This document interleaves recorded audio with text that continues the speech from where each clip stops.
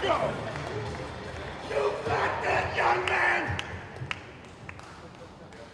Uncle Bob, congratulations.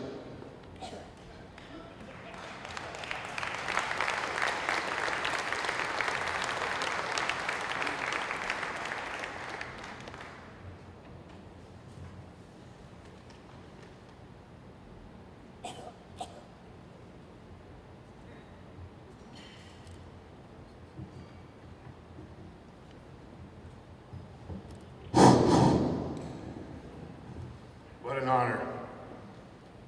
And it's been a long time. Sometimes patience is a virtue. Mr. Patera. He's still there? Yes. Oh, Jim, Ken Patera was here a while ago.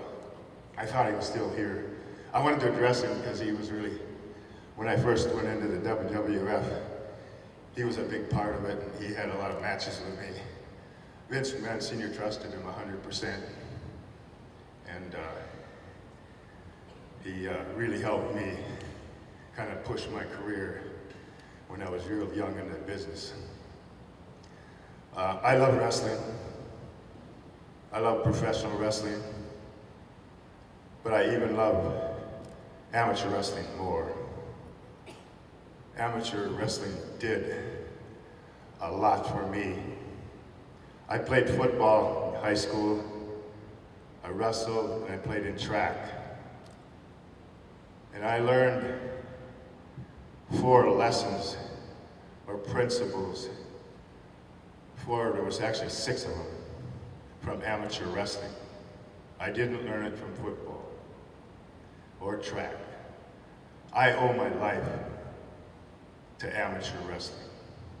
When I was in 8th grade,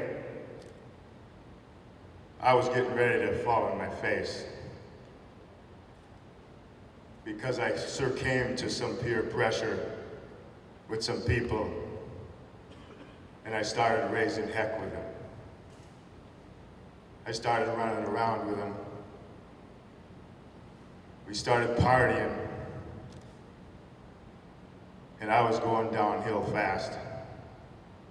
I didn't realize it at the time. I thought these people were my friends. I would have did anything for them or for them. One night I was at the Kid Club in Minnesota, about 8 miles north of Princeton, Minnesota, and my friends were going to get in a fight with a motorcycle gang.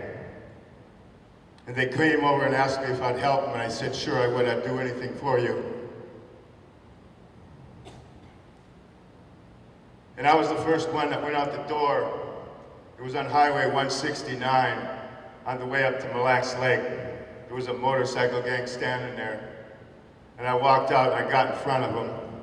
I looked back and there was nobody else coming out the door. I was scared to death. I was in 8th grade, looking at a motorcycle gang with chains. And I thought these guys would do anything for me, because I would have did that for them.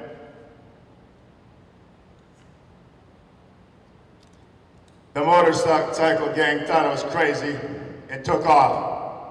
And I walked home. I was 7 miles away from home. And all night, on the way home, it took me till 3:30. All I could think about is, how in the heck do you know when you have a friend? It was a long night walk home. It took me 4 years to find a friend after that. That was the lesson. And I never came to it again in my life. When I was in 10th grade, I was in wrestling. And I got beat all the time. Every match, thrown around. In Minnesota, you had to win the region to get to the district. Or you had to win you had to win the region to get to the district. I got beat right away in wrestling. I didn't even win a match. But I went and watched the regional, and I went and watched the state tournament. I was a loser. I watched a guy by the name of Kirk Anderson win the state tournament at 165 pounds in Minnesota. He was a 10th grader just like me. And I sat out in the crowd and I said, if he can do it, I can do it.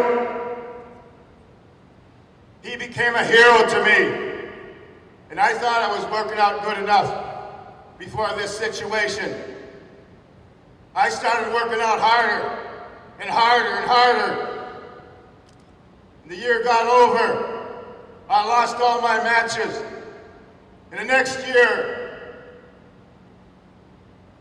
we had a tournament in my hometown. It was Princeton Invitational. Kirk Anderson was wrestling there. And his coach said in the coaches meeting, is there anybody in this wrestling tournament that could give him a little match? My coach says, Bob Backlund's undefeated right now. I think he could do that. His coach moved him up to 175 pounds. I went from 154 the year before to 175 pounds. And everybody in my hometown was in the building. And I wrestled Kirk Anderson, and I destroyed him! I walked all over him!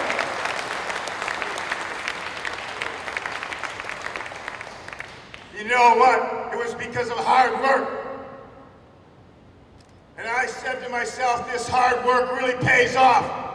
And I continued working hard the rest of my life because of amateur wrestling. And I thought I was ready to go in the world. I won the rest of my matches. And I was in the state tournament at St. Cloud, Minnesota, at the university there. I was in the finals. Vern Gagne was saying that I was going to be the next 175-pound champion in Minnesota. My parents said that. My friends said that. I started believing it. I started thinking maybe I didn't have to work anymore. I thought maybe it was going to be given me from now on. I went out in the match, and I got beat bad. And I walked off the mat. I went down to take a shower. Came up to the field of the wrestling matches where they were being held, and my parents were sitting on a chair about 100, maybe 50 yards away from me, and all the people from my hometown there. And I started walking towards them, and I started crying. I let everybody down. I let everybody down. I turned around, I couldn't get any closer to him, and I walked out of the building. I didn't know where I was going. The next day in school, I couldn't even remember my locker number, or the combination, I should say. But you know what? That incident hurt me more than anything in my life.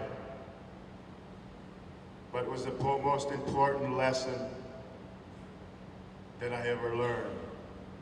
Because if your mind's not right, you're not going to get any place. And from then on, I didn't want to know my opponent's name. And I got to tell you, the guy that beat me was a second-team wrestler. But I didn't want to know, after that, I didn't want to know their name. I didn't want to know their record. I didn't want to know what town they were from.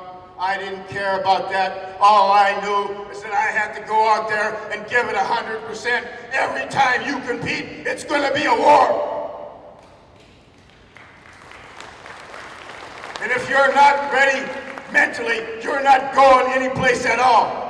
And you don't go out there and say, I might win. You say, I will win. That's what amateur wrestling did for me. When I got out of high school, I went to 2 colleges, and one was in Forest City, Iowa, Waldorf Junior College. And I tested those principles at Waldorf Junior College. And if you want to go up there and ask anybody about me up there, I still have a big mark up there. I made a dent in that school using those principles. And I went to North Dakota State University. I tested them some more. And they worked very well at North Dakota State University. I outworked everybody. And I had fun doing it, ladies and gentlemen. It's fun to climb the ladder of success. And from where I came from when I was a child, it was like conquering the world. And I had the opportunity to be one of the most few people that win the NCAA in wrestling and in football. When I left home in 1973 to go out and compete in the wrestling business, I was focused. I had a 1968 green Chevrolet Impala. I had $20 in my pocket, and I was driving down to Baton Rouge, Louisiana, to have my first match. And when I left home, everybody was telling me, "You'll never make it in that business. You're just a kid. You're not Mad Dog. You're not the Butcher. You're not Larry Hennig." I didn't listen to any of that garbage. I told myself, I'm going to climb the ladder. I'm going to outwork everybody. I'm going to treat people how I want to be treated. And I'm not going to let up. I got down to Baton Rouge, Louisiana, and I had big dreams because I was successful in 2 colleges. I had a match against Ron Starr. Grizzly Smith was the booker there. When I got done wrestling, oh, and by the way, when I got down to Baton Rouge, Louisiana, driving the car there, I had 29 cents in my pocket. I got an envelope from Grizzly Smith. I went out to the car, and I opened the envelope. There was $5 in it. Right then, I had $5.29 in my pocket. I had to call the Sheraton and cancel the reservation. It cost me 29 cents because I didn't have enough money to pay for the room. I drove around Baton Rouge, Louisiana, and I found a market. I bought all the tuna fish I could buy, and I bought a can opener.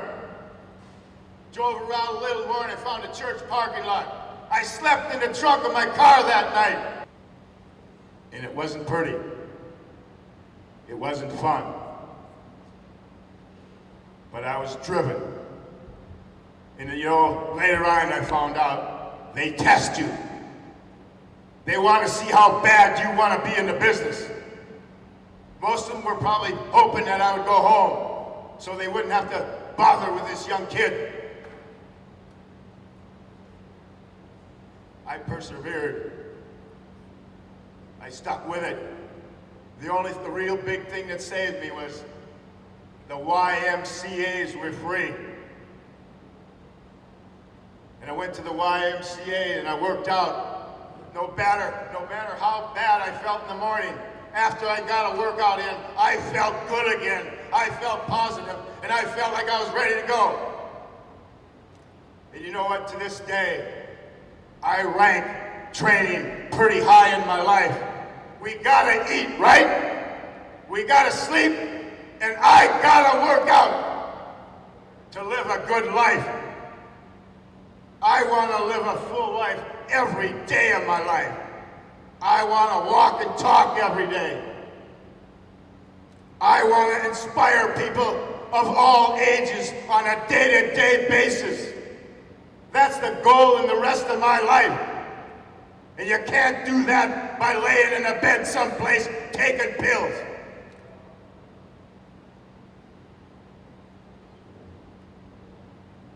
It took a long time, but it was all worth it. And it was a miracle. And I believe there's a power up there. I believe if you think something long enough, it's going to happen. In 1977, Vince McMahon Sr.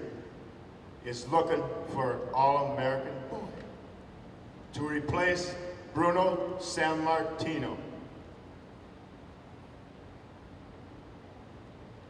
And I learned those 6 principles. I used them more in the wrestling business as a profession than in the college level. I lived by them. And all the promoters knew that. They knew that I wouldn't let Vince McMahon Sr. down morally. Because Vince McMahon Sr. wanted a champion that was going to be a role model on the ring, more so than his ability in the ring.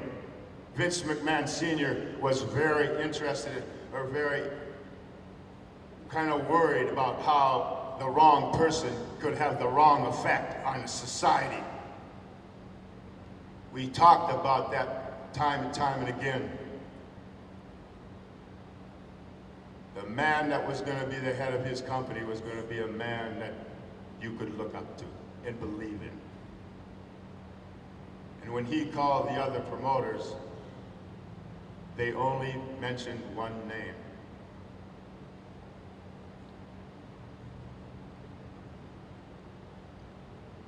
That was a dream come true. That's why I still love the wrestling business. I still love the McMahon family. I love the people. I didn't really like the boys that much, or the wrestlers, I should say. I didn't hang around in the dressing room at all. I went and did the Harvard step test and the wheel. I didn't want to hear the garbage. I didn't want to listen to it. I wanted to take care of business in the ring, and I wanted to do as much as I could to get kids involved with amateur wrestling because of what wrestling did for me. It made me who I am. I want to thank you for this award. It's an honor to be here, and you're all great.